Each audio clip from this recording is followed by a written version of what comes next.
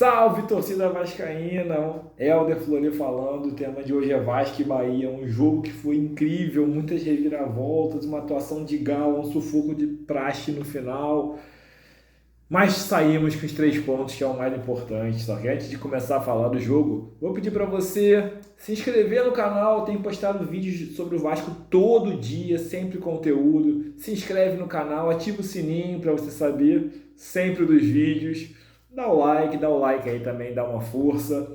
Porque você dando like mostra para o YouTube que esse vídeo é importante e ajuda o nosso trabalho aqui. Tudo bem? Cara, que jogo, cara. Que jogo incrível. Parecia que seria fácil, né? O primeiro tempo do Vasco surpreendeu, acho que até o Rafael Paiva. Ninguém esperava aquilo. Todo mundo com muita desconfiança. O Vasco vinha desfalcado de dois jogadores fundamentais.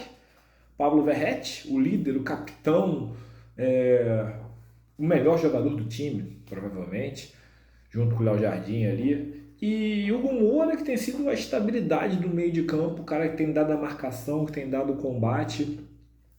E jogadores que não têm substituto. O Verratti ele não tem um substituto natural, alguém que você sabe que vai entrar e jogar. O Moura também não tem um substituto natural. Isso de um Vasco que já vinha muito desfalcado, sem Adson, sem David, sem Paulinho Paula, com o Jair voltando agora, enfim. O Vasco já perdeu jogadores contra um adversário que é um adversário recheado de bons jogadores, um dos times que mais investiu na janela, que está o tempo todo na classificação na zona de Libertadores. O Vascaíno ficou com receio e ficou com mais receio ainda quando anunciou a escalação inicial e tava lá Pablo Galdames escalado. Meu Deus do céu, todo mundo queria crucificar Rafael Paiva, depelar o cara, matar. E que absurdo ter colocado Pablo Galdames. Eu achei uma opção errada pela pressão que se jogou, que depois se mostrou certa, né? No primeiro momento eu achei uma opção errada pela pressão que jogou no jogo, porém eu discordei daquela avaliação de que era um absurdo, porque não tem nenhum substituto natural. Né? Se não joga o Galdano, jogaria Esforça vem mal. Jair vem de 8 meses de lesão. Souza também vem mal, quer dizer, é uma situação que estava muito em aberto ali. E o Ryan, que entrou para substituir o Verratti, acabou sendo a opção lógica. Era um time com muitos jogadores questionáveis, o Maicon voltando para a zaga, porque o Vasco teve desfalque do Léo ali em cima da hora também. Coutinho também não pôde jogar em cima da hora. E aí o Payet entrou como titular e fez uma partidaça. Mas os 11 iniciais do Vasco deixavam muita dúvida ao torcedor. Todo mundo estava um pouco pessimista. Cheguei ali a gente dizendo que o empate era um bom resultado e tudo mais. Só que em campo não se mostrou isso. O Vasco fez um jogo acima das expectativas, no meio-campo marcando muito. Pablo Galdames fez talvez o melhor jogo do Vasco, coisa até agora, marcando demais, correndo muito. No primeiro tempo em que encaixou a marcação muito bem, o time saiu muito rápido nos contra-ataques, jogadores de flancos. O Emerson Rodrigues com as suas dificuldades de sempre, porém participando muito. Puma Rodrigues muito bem no jogo. Ryan é um jogador que ele não tem a mesma qualidade do Verratti como centroavante, porém ele se movimenta mais e aí acaba dando opção que facilitou o jogo para o Payet. O Payet entrou hoje meio que disposto a provar que é bom pra caralho, que eu sou bom, vou mostrar que sou bom, ficando dizendo que eu não vou ficar, vou mostrar que eu sou foda. E ele entrou no primeiro tempo com essa cabeça, cara, e o que esse cara jogou no primeiro tempo foi um absurdo. Tá? Primeiro gol veio de uma boa finalização do Puma, ele tem essa qualidade, ele finaliza bem. Rebote ali do Emerson Rodrigues 1-0. Segundo gol, um pênalti cobrado com uma categoria absurda sobre o Payet. Eu até acho, sou da opinião que o Payet deve ser o cobrador oficial do Vasco, que ele bate pênalti melhor do que o Verratti. O Verratti tem a moral do artilheiro, mas eu acho que quando os dois estão em campo, deveria ser o Payet o cobrador oficial. Ele bate pênalti melhor que o Verratti, mas os dois batem muito bem no final das contas. Terceiro gol, o Payet ele fez aquilo que ele deveria fazer mais vezes, né? Finalizar para o gol. Ele já fez um gol de canhota contra o Fortaleza no passado e hoje de novo fez um gol finalizando de fora da área. Ele tem dificuldade de confiar nessa finalização. E fez o terceiro gol. O Vasco teve uma chance claríssima para fazer o quarto gol numa cabeçada do Ryan, acabou não acontecendo. tomou um gol ali no final que não deveria tomar pela qualidade do Luciano Rodrigues, né? Ele é um bom finalizador, um jogador que vale milhões de euros, não é à toa, e pela falha do Michael, né? O Michael é um jogador que ele é muito lento, eu nem acho que ele fez um jogo ruim no geral, tá? Mas ele é um jogador muito lento, falam que ele perdeu na bola aérea, ele não perdeu porque ele nem disputou a bola aérea, né? Na verdade, o Luciano Rodrigues muito mais rápido antecipou ele nem chegou na bola, cabeceou sozinho, uma boa cabeçada. O Bahia fez o primeiro gol sem merecer. Era para terminar 3-0 o Vasco, porque foi o justo, porque o Vasco dominou amplamente o primeiro tempo. Melhor atuação do Vasco, disparada, nesse ano foi o primeiro tempo de hoje contra o Bahia. Impressionante, impressionante. No segundo tempo, naturalmente, o Bahia viria todo para cima. Ele não tem mais nada a perder. Não tinha mais nada a perder. O Ceni mexeu 4 jogadores, botou todo mundo pro ataque. Ele tirou 2 jogadores no final, inclusive um deles que entrou foi o Luciano Rodrigues, que fez o primeiro gol. E no intervalo botou mais 2 jogadores, time todo no ataque. Naturalmente, se iria acontecer, o Vasco tomou uma pressão inicial, que também naturalmente iria acontecer. Depois voltou a controlar o jogo sem aquele ímpeto do primeiro tempo, até porque o Vasco começou a cansar. Jogadores importantes começaram a cansar. O Ryan, que era um jogador que estava segurando muito a defesa do Bahia ali pela força física e movimentação dele, cansou, né? O Ryan é um jogador que ele vinha de problemas físicos, nem jogou contra o Cuiabá por conta disso. Cansou, não conseguiu dar sequência. O Galdames, que fez um ótimo primeiro tempo, surpreendente, ótimo primeiro tempo, também cansou, perdeu o desempenho. O Payet, que vinha jogando, fez um jogo espetacular no primeiro tempo, também cansou. E o Vasco começou a perder desempenho ofensivo, porém controlava o jogo defensivamente com uma tranquilidade. Bahia praticamente naquele momento, depois daquela pressão inicial do segundo tempo, nesse segundo momento ele não conseguia mais gerar perigos para o Vasco. O jogo estava controlado, até que uma falha ali do Maxime, um passe que foi errado. O Bahia fez o segundo gol no momento que ele não estava atacando. O Vasco, antes disso, teve a chance claríssima ali com o Payet de fazer o quarto gol, um lance que ele era para ter finalizado de primeiro, ele quis dominar. Então, ali já o cansaço já começando a afetar. Não fez o quarto gol, o Vasco tomou o segundo gol de forma não merecida, e aí no final o Bahia se atirou, o Vasco, muitos jogadores já desgastados, se defendeu ali como pôde, a torcida nervosa, mas tentando apoiar, e o Vasco acabou mantendo essa vitória até o final, uma vitória fundamental. Eu digo que foi o sufoco de praxe, né? A gente, seria muito bom ganhar sem tomar sufoco, né? Mas eu acho que o Vascaíno ficaria muito mal acostumado. Como assim, o Vasco ganhando sem tomar sufoco? Não, tem que ter o sufocozinho lá.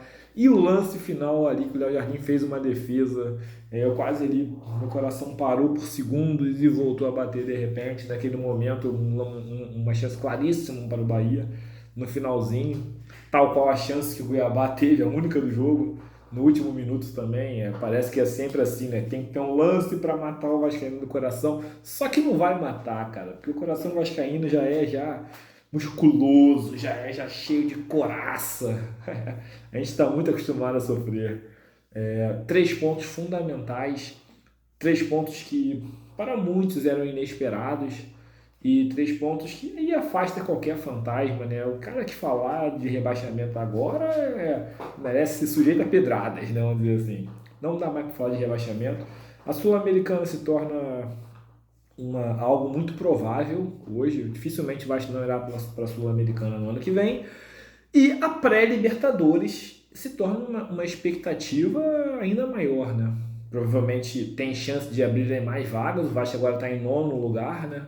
Na tabela, dependendo dos resultados da continuação do Atlético Mineiro, parece. Eu nem acompanhei esse jogo. Acho que o Atlético Mineiro tem um jogo por fazer, não sei. Mas enfim, o Vasco está em nono lugar na tabela.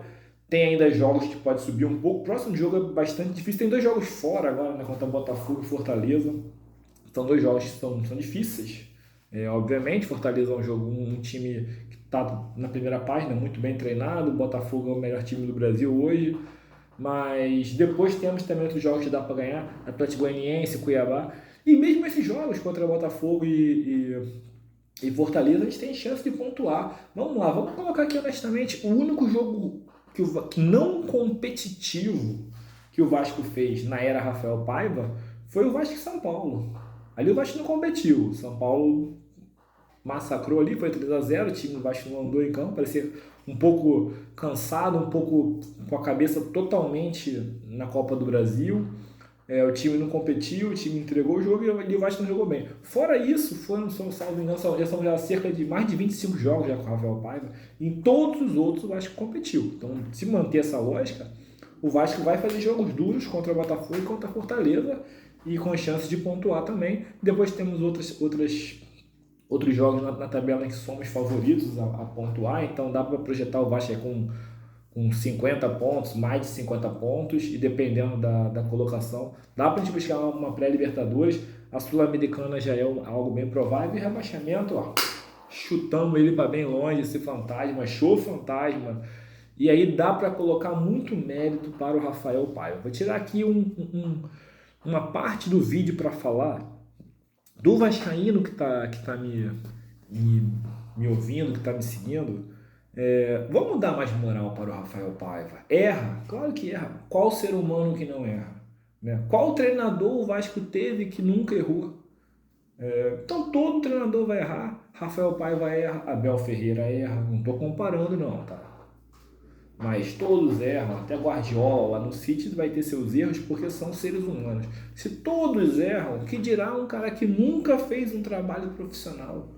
Ele era um treinador da base, um treinador multivitorioso na base, que pegou esse time num rabo de foguete danado, na zona de rebaixamento, vindo de vários e vários jogos sem pontuar, tendo antes dele dois treinadores caríssimos, Ramon Dias e Álvaro Pacheco, que não deram resultado nesse ano. Ramon Dias esse ano passado deu, esse ano não vinha dando resultado nenhum.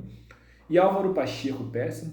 Ele pega esse elenco na humildade como interino e consegue pontuar e leva esse time na semifinal da Copa do Brasil, que por alguns minutos não chegou na final, contra um adversário muito superior. Ele leva esse time para primeira página, de lá não sai a rodadas e rodadas e rodadas, cara. E é um elenco que é totalmente capenga, cheio de deficiência. A gente não tem ponta, joga com lateral improvisado. Aí tem que resgatar Galdames porque não tem volante para jogar, Maicon na zaga, e de repente estava todo mundo, meu Deus, desesperado porque o Léo não ia jogar, e sendo que o Léo era o cara horrível de outros jogos, mas de repente as opções são tão ruins que o Léo vira a salvação. É com esse elenco que o Paiva tá trabalhando, cara. E o cara tá pontuando, pô. O que mais que a gente quer? Então vamos dar mais moral pro cara. Claro que dar moral não significa colocar acima de críticas. Ninguém merece estar acima de críticas.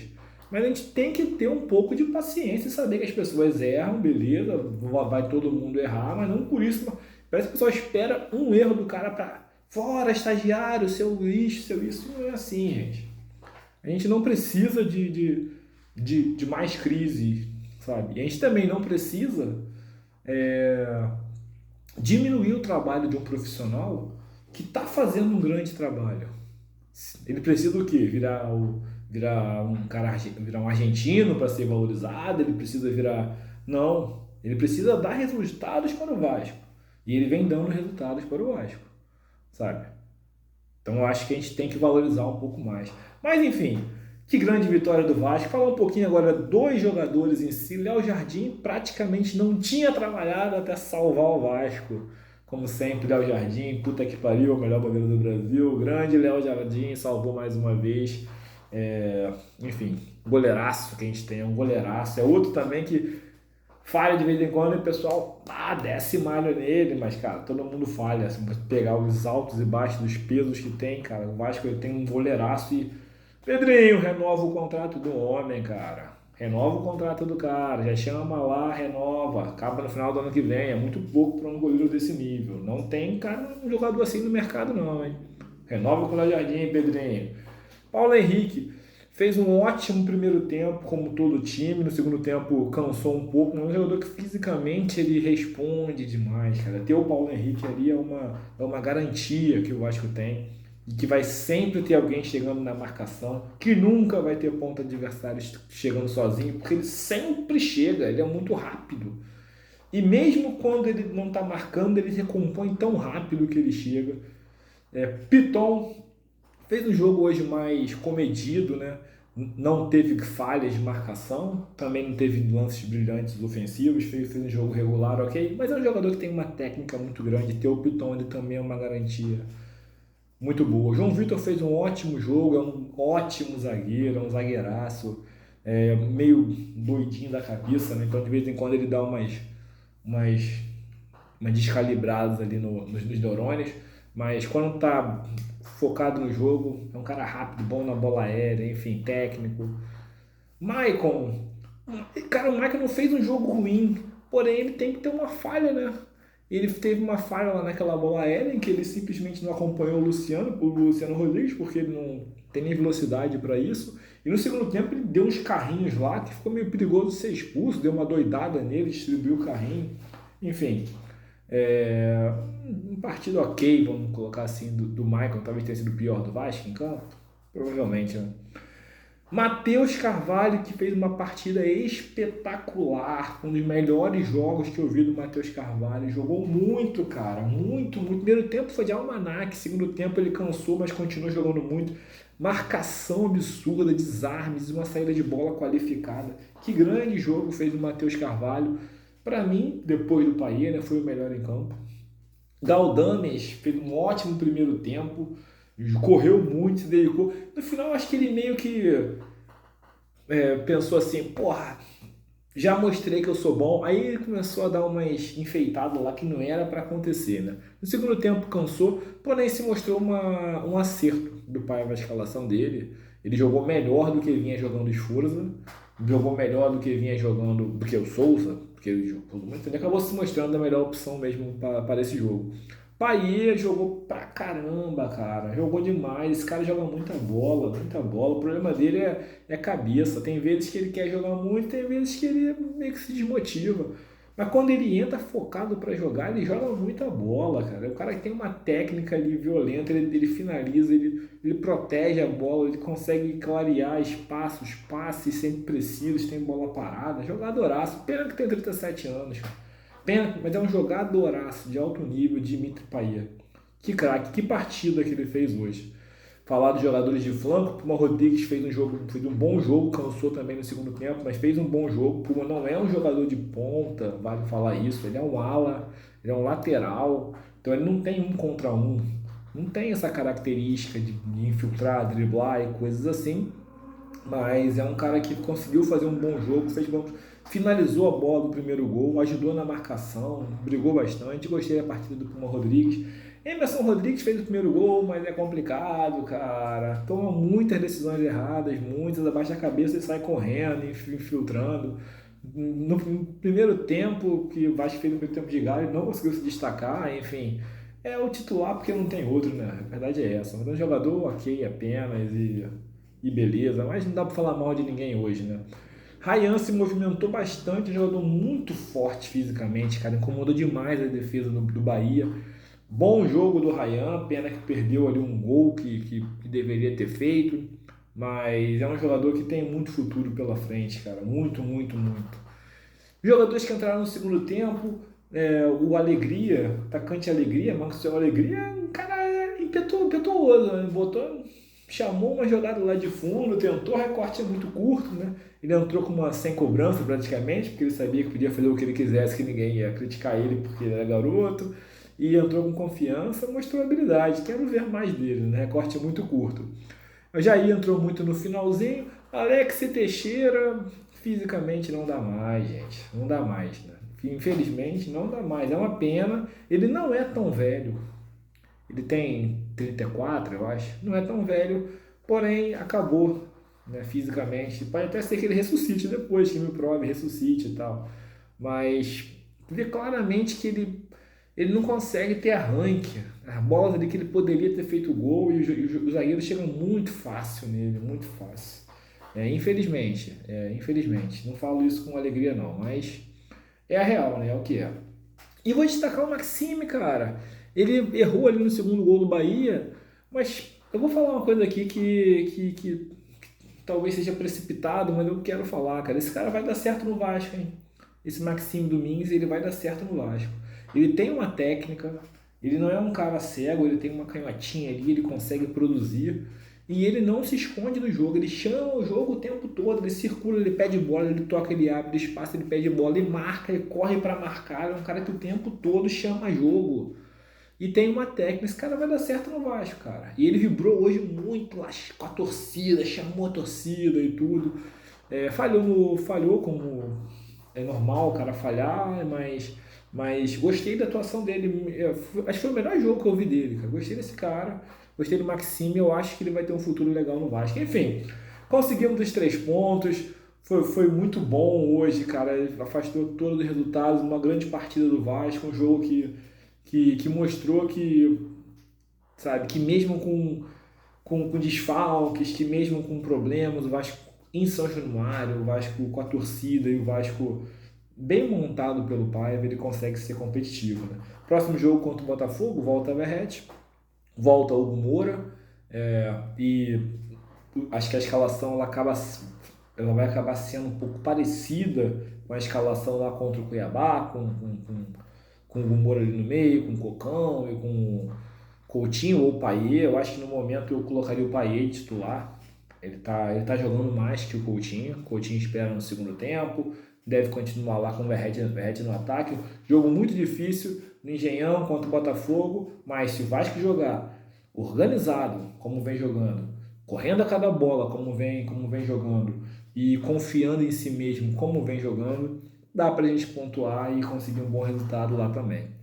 Beleza, galera? Gostou do vídeo? Concordou com o que eu falei? Discordou? Deixa o like, dá essa moral, tá? E comenta aqui embaixo o que você achou, quem foram os melhores em campo, quem foram os piores e o que a gente pode esperar do Vasco nesses jogos que faltam. Valeu, tamo junto, saudação vascaína, fui!